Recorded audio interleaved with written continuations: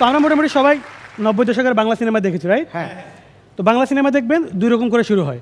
যদি গ্রামে শুরু হয় তাহলে সূর্য উঠে পাখি ডাকে, আর যদি শহরে শুরু হয় তাহলে দেখবেন এক ভদ্র মহিলা বেডরুমে ও এরা বড় লোক, এরা বাবাকে ডাকে ড্যাড, মাকে ডাকে মম। এদের ব্রেকফাস্টের টেবিলে মিনিমাম 50টা আইটেম থাকে, কিন্তু এরা সব কিছু বাদ দিয়ে শুধু জেলি দিয়ে পাউরুটি খায়। সরি পাউরুটি না, ব্রেড। ওরা ব্রেড খায়। আর নায়ক যদি শহরের হয় সে গ্রামে যাবে। গ্রামে যাবে কেন? বন্ধুর বোনের বিয়েতে।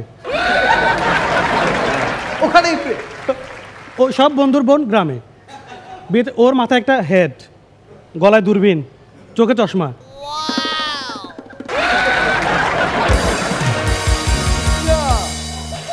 আপনি যে নায়কটা চিন্তা করতেছেন এটা কে?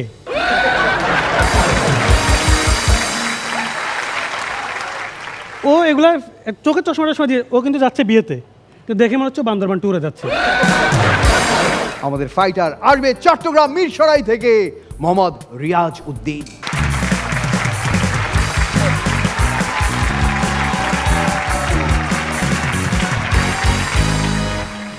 হ্যালো জাজেস। হ্যাঁ। আরে অপু আসছে, এটা তো আমার বিশ্বাসই হচ্ছে না। রাবার ব্যান্ড কালকে থেকে ছুটি। তো আমরা মোটামুটি সবাই 90 দশকের বাংলা সিনেমা দেখেছি, রাইট? হ্যাঁ। তো বাংলা সিনেমা দেখবেন দুই রকম করে শুরু হয়। যদি গ্রামে শুরু হয় তাহলে সূর্য উঠে পাখি ডাকে, আর যদি শহরে শুরু হয় তাহলে দেখবেন এক ভদ্র মহিলা বেডরুমে ও এরা বড় লোক, এরা বাবাকে ডাকে ড্যাড, মাকে ডাকে মম। এদের ব্রেকফাস্টের টেবিলে মিনিমাম 50টা আইটেম থাকে, কিন্তু এরা সব কিছু বাদ দিয়ে শুধু জেলি দিয়ে পাউরুটি খায়। সরি পাউরুটি না, ব্রেড। ওরা ব্রেড খায়। আর নায়ক যদি শহরের হয় সে গ্রামে যাবে। গ্রামে যাবে কেন? বন্ধুর বোনের বিয়েতে। ওখানেই ও সব বন্ধুর বোন গ্রামে বিয়েতে। ওর মাথায় একটা হেড, গলায় দূরবীন, চোখে চশমা।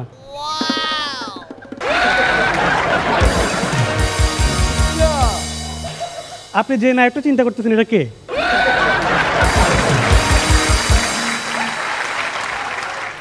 ও এগুলা চোখের চশমাটা সময় দিয়ে ও কিন্তু যাচ্ছে বিয়েতে, তো দেখে মনে হচ্ছে বান্দরবান ট্যুরে যাচ্ছে। ও একটা গাড়ি নিয়ে ঢাকা থেকে রওনা হয়। কোনো এক অজানা কারণে ওই গাড়ি গ্রামের কোনো একটা রাস্তায় নষ্ট হয়ে যায়।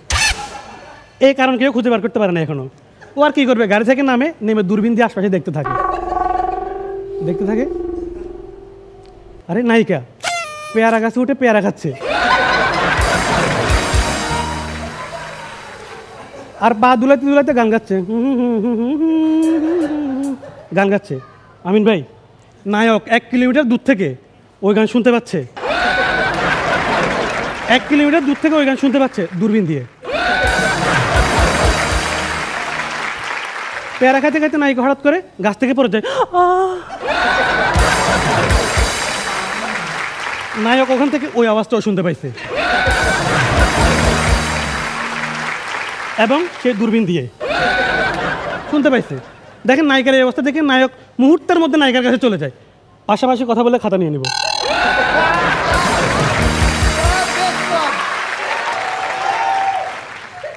নায়িকার এই অবস্থা দেখে নায়ক মুহূর্তের মধ্যে নায়িকার কাছে চলে যায়, 5 সেকেন্ডের মধ্যে। কিরে তোর না গাড়ি নষ্ট হয়েছে?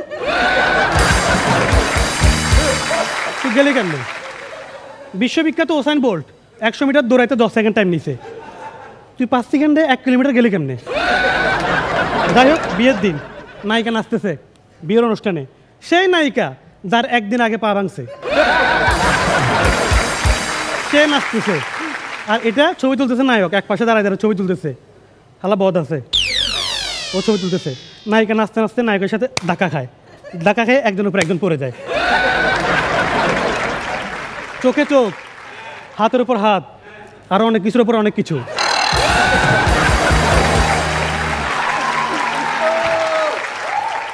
ক্যামেরা কিন্তু তখন আর কারো ফেস দেখে না, ক্যামেরা একটা নির্দিষ্ট জায়গায় ধরে রাখছে।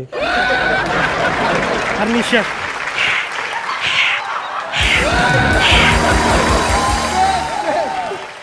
এত পারফেক্টলি কে পড়ে? আমি তো অফিস থেকে এসে আমার খাটের উপর পড়লেও কোনাকুনি পড়ি। এত পারফেক্ট, প্রায় 1 মিনিট একজনের উপর একজন পড়ে থাকার পরে ওদের মনে হয় আল্লাহ আমাদেরকে তো মানুষ দেখতেছে। নর্মাল সিচুয়েশন হলে কী হবে, আমি যদি পূজার সাথে ধাক্কা খাই, পড়ে যাই, আমি উঠে সরি বলে চলে যাব, কিন্তু এই সিচুয়েশন নর্মাল না, এটা অ্যাবনর্মাল সিচুয়েশন। এখানে ব্যাকগ্রাউন্ড মিউজিক বাজে, বাতাসে পর্দা উড়ে, মিউজিক বাজতেছে লা লা লা লা লা লা লা লা লা লা, হঠাৎ করে গান শুরু হয়, আর গান শুরু হলে কোথেকে জানি 15-20 জন ঢুকে পড়ে। এক গানে নায়ক নায়িকার প্রেম হয়, বিয়ে হয়, এমনকি গানের শেষে নায়িকা বমি করা স্টার্ট করে। ডাক্তার কাছে নিয়ে যায়, ডাক্তার ওনারা জিহ্বা দেখে চোখ চেক করে, পালস চেক করে। তো আপনারা যারা আছেন আপনাদেরকে বোঝানোর সুবিধার্থে ওই ডাক্তারটা হচ্ছে আমিন ভাই, আর বমি করা নায়িকা হচ্ছে অপু বিশ্বাস। এখন ডাক্তার নায়িকার পালস চেক করবে, একটু প্লিজ, আপনি মা হতে চলেছেন। এখন ফারিয়া আপু বলতে পারেন এই যোগ তো আমি ফার্স্ট এপিসোডে করছি, এখন আবার কেন করলাম, আপনার মনে নাই না? ইস, না বললে মনে পড়তো না। এই যোগ আমি ফার্স্ট এপিসোডে করছি, ঠিক আছে? এখন আপনারা বলতে পারেন আমি কপি কেন করলাম, আমার কোনো দোষ নাই, আমি প্রেশারে পরে করছি। শো শুরু হওয়ার আগে আমিন ভাই আমাকে 500 টাকা দিয়ে বলছে, দেখো রিয়াজ, আজকে তো তোমাদের পারফরমেন্স শেষ, আমাকে একটু উপর হাতটা ধরতে দিও।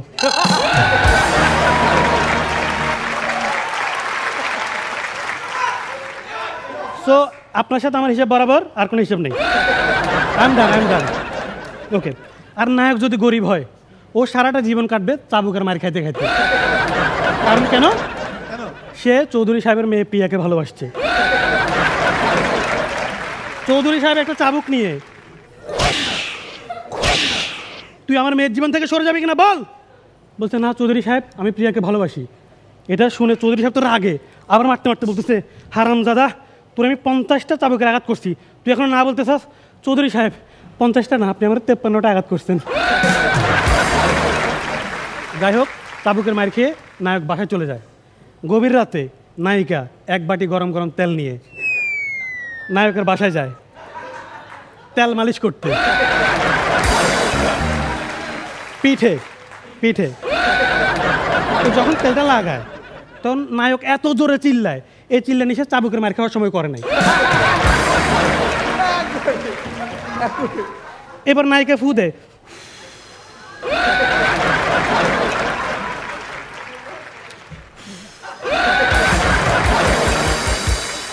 ব্যথা নাই, ব্যথা শেষ, চিল্লাচিল্লি বন্ধ।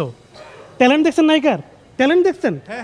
চৌধুরী সাহেব নিজে ওনার মেয়ের ট্যালেন্ট জানে, ওনার মেয়ে যে সব জায়গার ব্যথা ফু দিয়ে সারাই দেয়, এটা চৌধুরী সাহেব জানে। এর জন্য চৌধুরী সাহেব চাবুক মারার সময় সব কোমরের উপরে মারছে।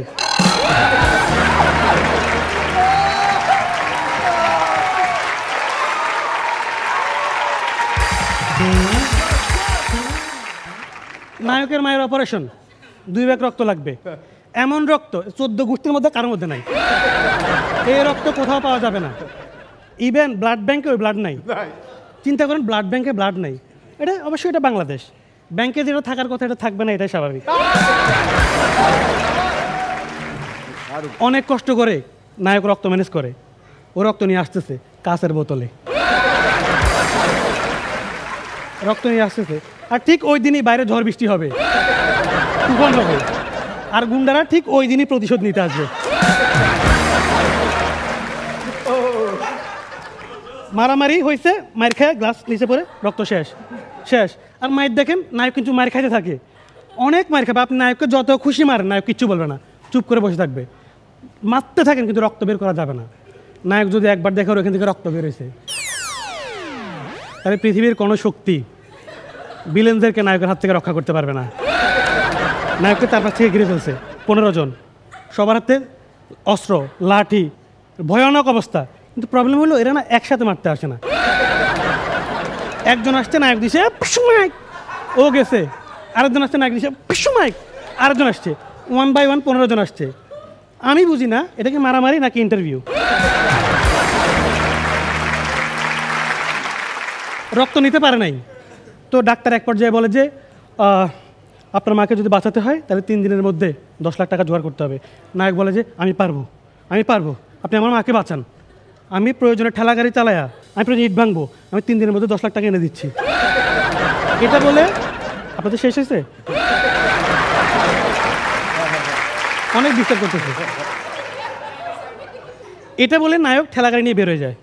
ঠেলাগাড়ি নিয়ে এসে বেরোয় গেছে, ঠিক আছে? কেন? 3 দিন এসে 10 লক্ষ টাকা জোগাড় করবে। ঠেলাগাড়ি চালাতেছে, পাশে একটা ঠেলাগাড়ি ওভারটেক করতেছে।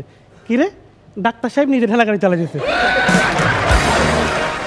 ডাক্তার সাহেব আপনি ঠেলাগাড়ি চালাতেছেন? হ্যাঁ, তুই যদি 3 দিনে 10 লাখ টাকা কামাইতে পারিস ঠেলাগাড়ি চালায়া, আমি আর ডাক্তারি করে কী করবো? বাংলা মুভি ডাক্তারগুলো দেখেন, অদ্ভুত অদ্ভুত অদ্ভুত সাজেশন দিবে। হ্যাঁ, নায়কের মায়ের থুতনি মুতনি ফাটে গেছে সিঁড়ি দিয়ে পয়রা, ডাক্তার কাছে নিয়ে গেছে, টেস্ট চেক আপ সব করছে, করে বলতেছে হ্যাঁ দেখেন আকাশ, আপনার মায়ের 2টা কিডনি নষ্ট হয়ে গেছে। নায়িকা কোমায় আইসিইউতে, ডাক্তার আসছে, এসে বলতেছে হ্যাঁ রোগী তো শুধু আকাশ আকাশ বলে ডাকতেছে, এক্ষুনি আকাশকে নিয়ে আসুন, নাহলে ওকে বাঁচানো সম্ভব না। আইসিইউতে আইসিইউতে রোগী, এটা বলে আকাশ আসলে ভালো হয়ে যাবে। তো আপনারা এমবিবিএস করতেছেন, পড়াশোনা বাদ দিয়ে আকাশটা খুঁজতে বেরোন। সিনেমার লাস্টের দিকে গুন্ডারা নায়িকাকে এবং নায়কের মা বাপকে ধরে নিয়ে যায়। নায়ক জানেও না নিচ্ছে, গুন্ডা নিজে খবর দেয়, এই তোর মা বাবা কিন্তু আমার হেফাজতে। এটা শোনার পর বলে শয়তান, তুই ওদের গায়ে একটা ফুলের টোকাও দিলে আমি তোর হাত ভেঙে ফেলবো। এটা বলে সে দৌড় দেয়। ওর কাছে কিন্তু কোনো অ্যাড্রেস নাই, কোনো অ্যাড্রেস নাই। তুই জানোস কেমনে কই যাবি? ও অ্যাড্রেস ছাড়া, গুগল ম্যাপ ছাড়া ও ওই বাসা খুঁজে বের করে ফেলে, কিন্তু বাসার দরজা খুঁজে পায় নাই। সে ঢুকছে দেয়াল ভেঙে, ঢুকে ভিলেনকে ধরে তুই আমার শৈশব নষ্ট করেছিস বিশ্বমাইক, তুই আমার কৈশোর নষ্ট করেছিস বিশ্বমাইক, তুই আমার বাবাকে মেরেছিস বিশ্বমাইক, তুই আমার মাকে মেরেছিস বিশ্বমাইক। গুন্ডা বলতেছে আপনার পুরোটা মুখস্থ হয় না, আমি আপনার বোনকেও মেরেছি। বাংলা মুভির আপনি যত অ্যাকশন হিরোর কথা বলেন, Jasim is the best, Jasim is the best. জসিমের সামনে 15টা গুন্ডা আসছে, উনি 15টা টার্গেট করবে না, টার্গেট একটারে উনি সেলাই মেশিনের মতো ঘুষি দিবে, দিয়ে উনি দাঁড়ায় থাকবে। ভিলেন কিন্তু এখনো ঘুষি খাচ্ছে।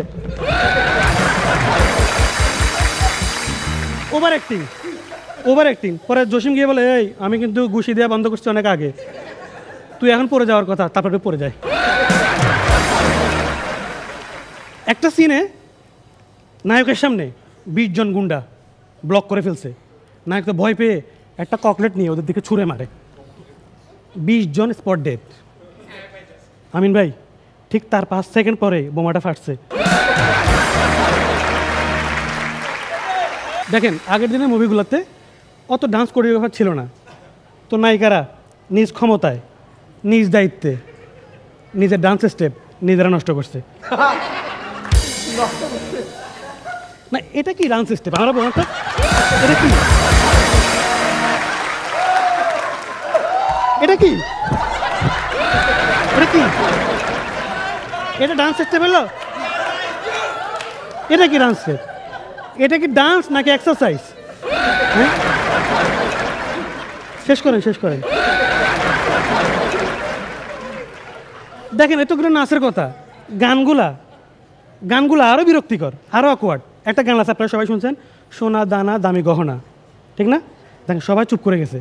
সে এই ছেলেটা সবার সামনে ন্যাশনাল টিভিতে এই ওয়ার্ডটা মুখে কেমনে নিল? এটা একটা খাঁটি বাংলা শব্দ, খাঁটি একটা বাংলা শব্দ। আমরা এমন এমন কিছু বাংলা শব্দকে মাইরা দিছি, এগুলার পাবলিকলি ইউজ করা যাচ্ছে না। এক জায়গায় আমি গেছি, বলছে কাঁচামাল, ও শুনছে কচিমাল। আমার কানে কানে এসে বলতেছে 500 টাকার মধ্যে কি আছে? পরে আমি জাহাঙ্গীর ভাইয়ের নাম্বার ধরাই দিছি। আমি বলছি এত লো বাজারে শুধু ওনার কাছে আছে। আর একটা গান আছে, 2 পায়ের মাঝখানে, বাকিটা আমি বলতে পারবো না। এই গান কিন্তু এই গান আছে, ফের আবার দোষ হয়ে যাবে। ওকে, 2 পায়ের মাঝখানে আসতে করে টুট টুট টুট টুট টুট আছে। এই গানের নায়ককে আপনারা সবাই চিনেন, হ্যাঁ সবাই চিনেন, নাম বলতে হবে না? নাম বললে ফেরদৌস ভাই সবাই চিনেন, ঠিক আছে? উনি কিন্তু এখন পলাতক, সবাই ওনারা খুঁজতেছে।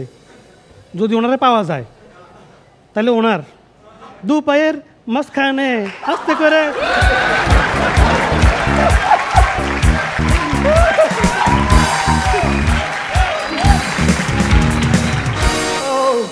কালকে থেকে ছুটি। তো বাংলা মুভি শেষ হয় কখন? যখন দেখবেন স্ক্রিনে উঠছে সমাপ্ত।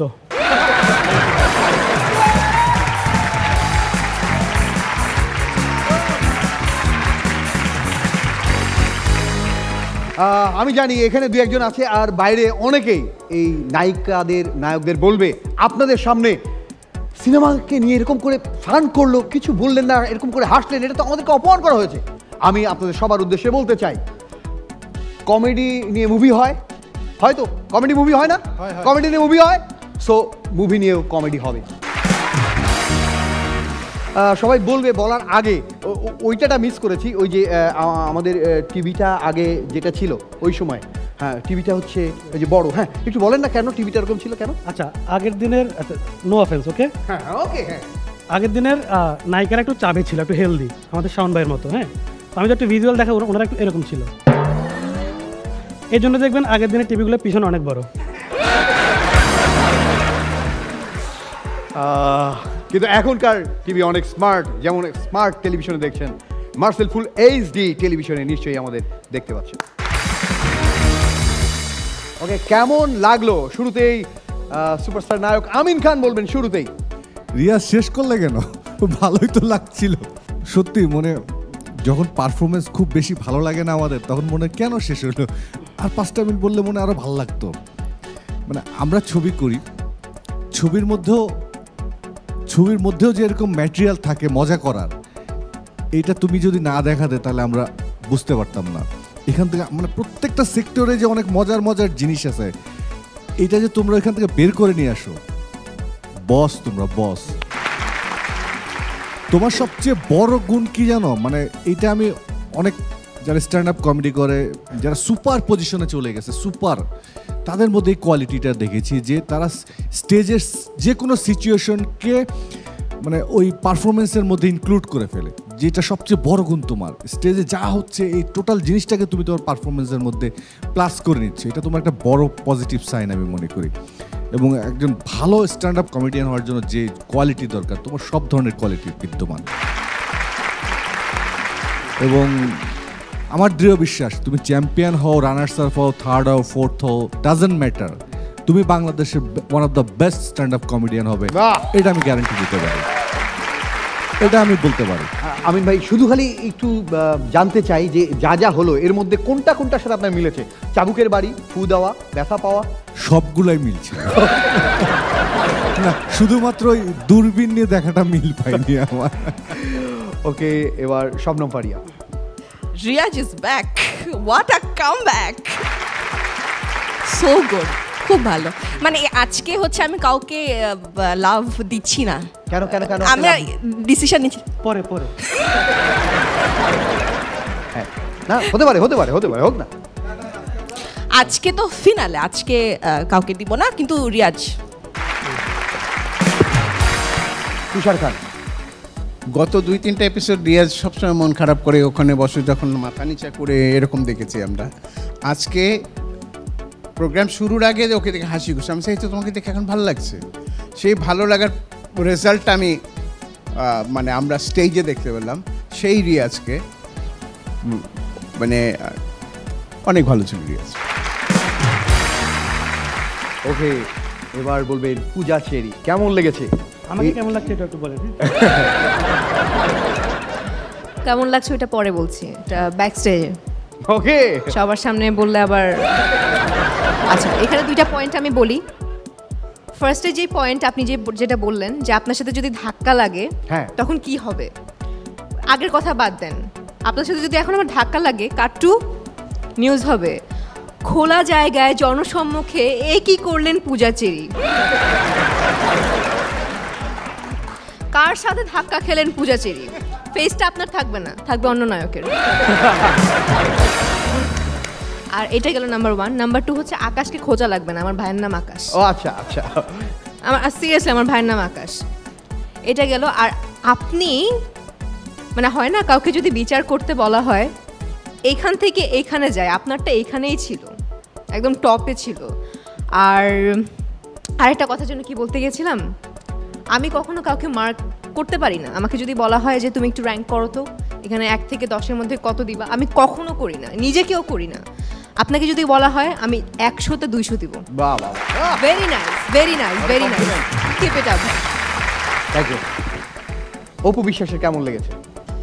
সবাই খুব ভালো কমপ্লিমেন্ট, ভালো কিছু বললো। আমি জানতে চাই সিনেমা নিয়েই কথা কেন, এবং সেখানে প্রত্যেকটা সিচুয়েশন, প্রত্যেকটা কিছুই আমার সিনেমার সাথে। যেমন দূরবীন নিয়ে যে নায়ককে আপনি ভাবছিলেন সে অনেকবার দেখেছে, পেয়ারাটা আমিই খাচ্ছিলাম এবং আমিই পড়ে গেছি, এবং কিছু সময় পড়ে গেছি, তার হঠাৎ করে পড়তে গিয়ে দেখি বাইক পাস করছে, তার ঘাড়েই পড়ে গেলাম, বাইকের মধ্যে পড়ে গেলাম। তো এত রিলেট করতে পারছিলাম, এটা কেন? দুটো নায়িকাকে পাশাপাশি দেখে?